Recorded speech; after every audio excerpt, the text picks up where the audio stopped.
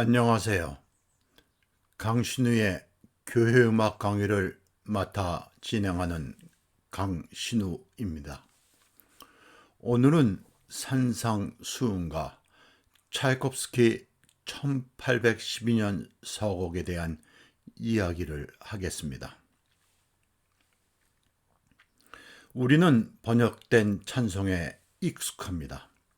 찬송이나 성가곡이 대부분 번역된 것이기 때문입니다.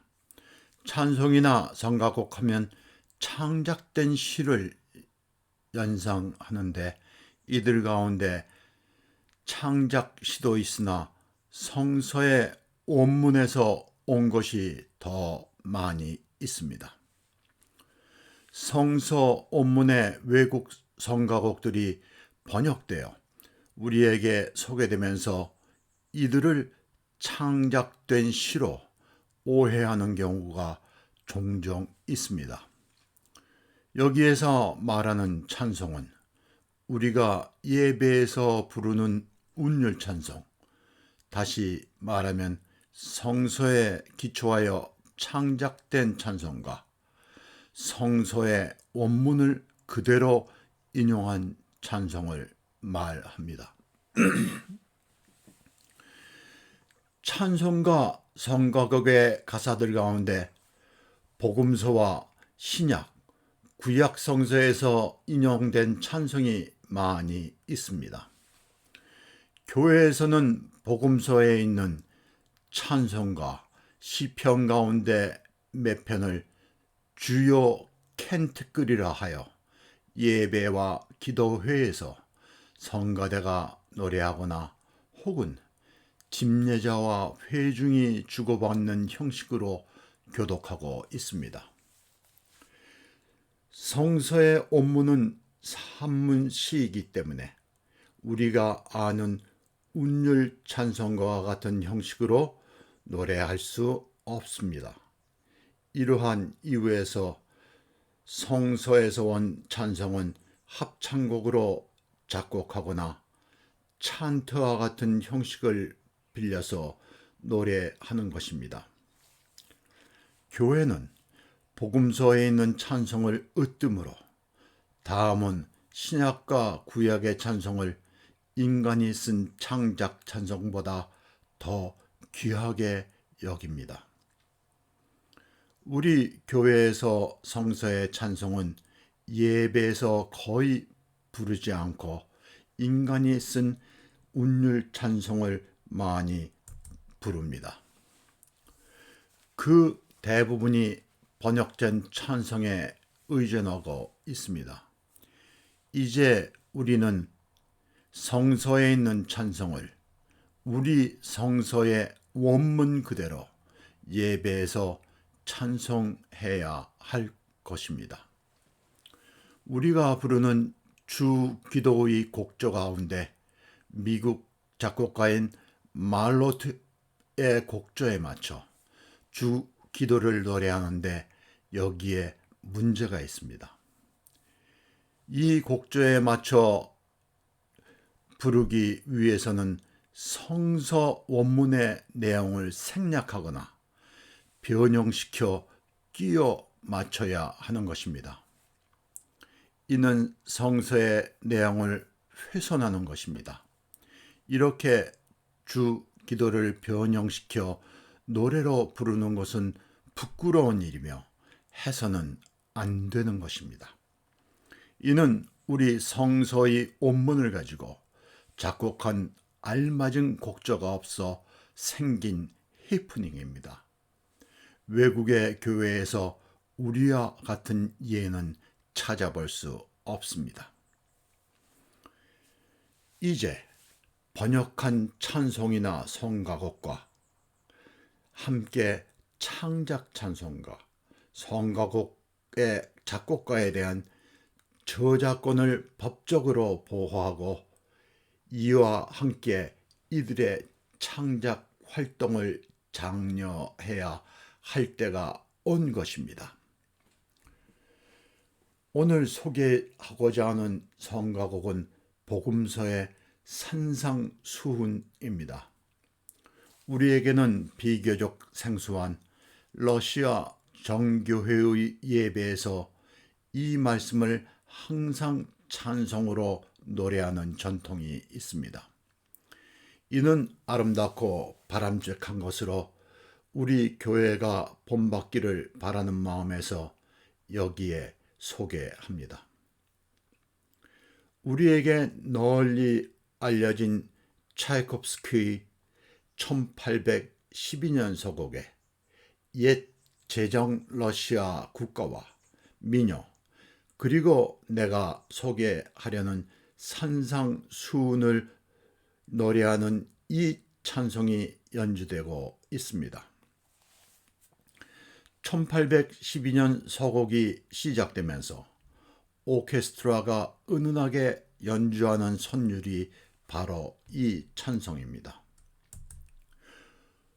이 곡의 후반에서 나폴레옹 군대를 퇴폐시키고 승전을 알리는 요란한 종소리와 함께 하나님께 드리는 승전의 기쁨을 노래하는 감사 찬송으로 이 찬송이 또다시 힘차게 연주됩니다. 이 찬송은 러시아 정교회, 더 나아가 러시아를 대표하는 찬송입니다. 차이콥스키는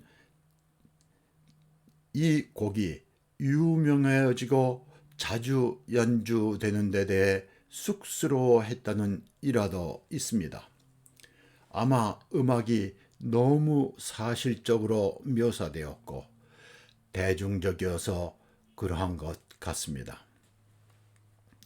많은 나라 음악회에서 자주 연주되는데 특별히 여름철 야외 음악회에서 지금 마지막 곡으로 불꽃놀이와 함께 때로는 실제 대포를 쏘아가며 연주하는 인기 있는 음악입니다.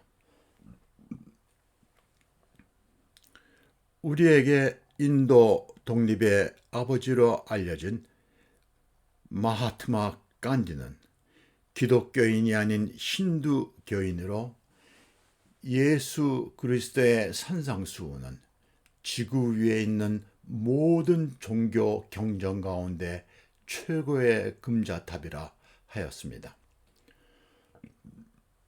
더 나아가 산상수훈은 모든 종교의 알맹이요 천국의 헌법이다 라고 극찬의 말을 하기도 하였습니다.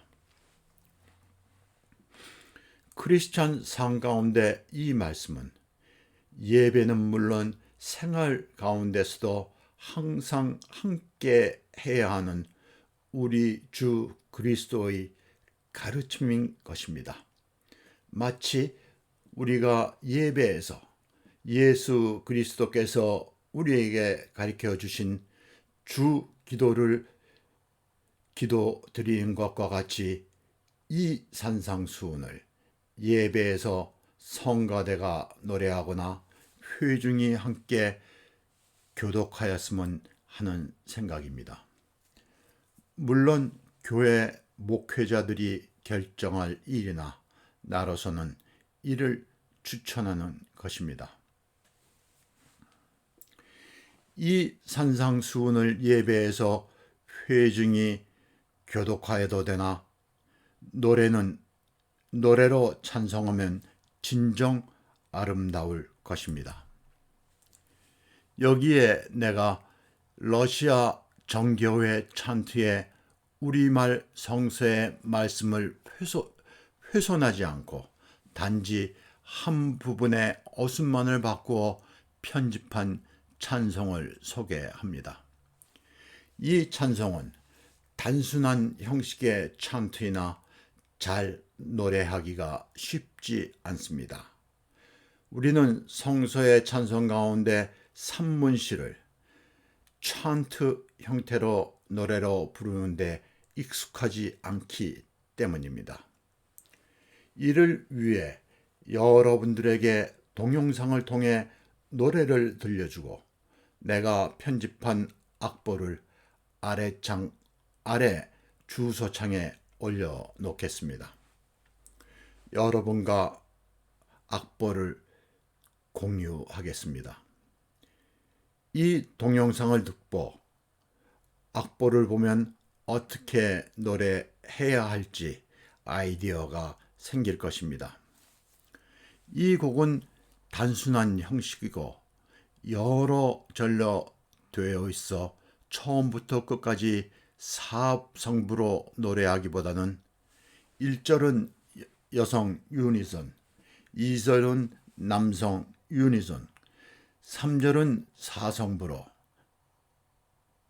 마지막 절인 기뻐하고 기뻐하라에서는 오르간의 심찬 반주와 함께 유니선으로 마무리하는 형식의 변화를 주면 훌륭한 성가가 되리라 생각됩니다. 우리 성가대가 무반주 합창에 익숙하지 않아 오르간 음색을 절마다 바꿔가며 은은히 반주하다 끝절에서 음량을 키워 힘차게 반주하면 효과적일 것입니다. 한국에서 번역된 인기 있는 축복이라는 합창곡보다 더 교회적인 성가입니다.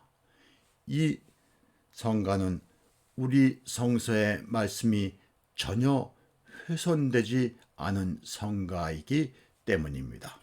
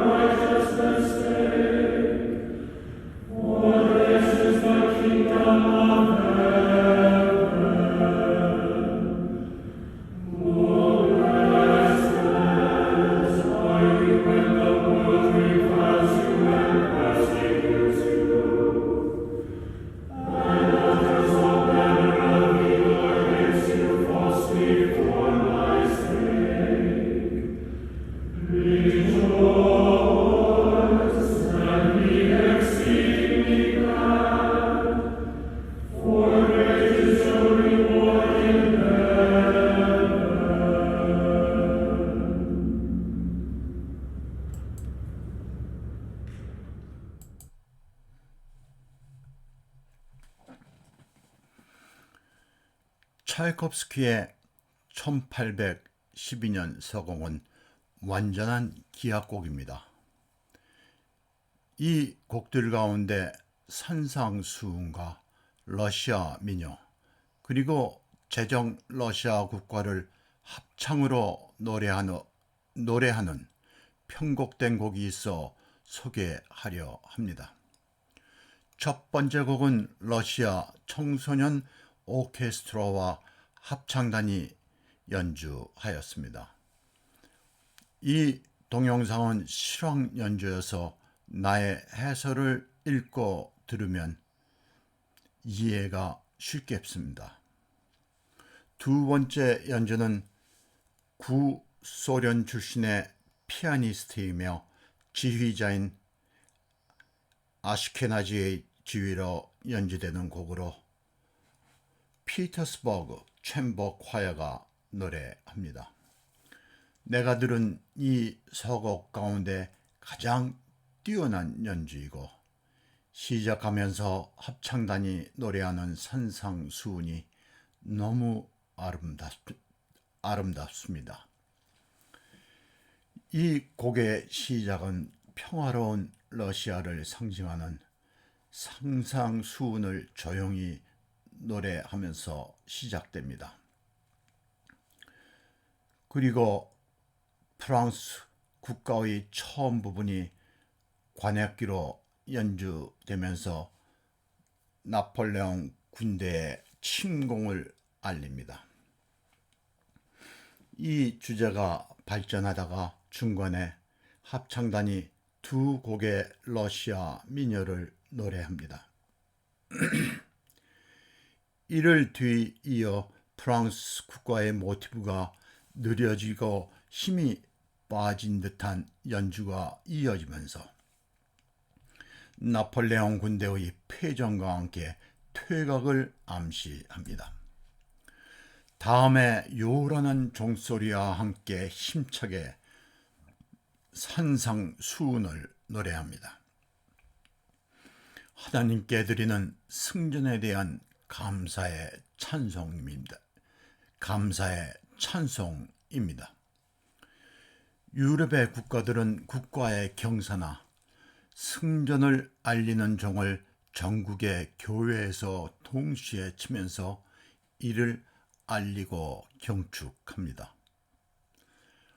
이 감사 찬송에 이어 제정 러시아 국가가 연주되면서 힘찬 심벌 소리와 함께 때로는 실제 대포를 쏘아가며 클라이막스에 이릅니다.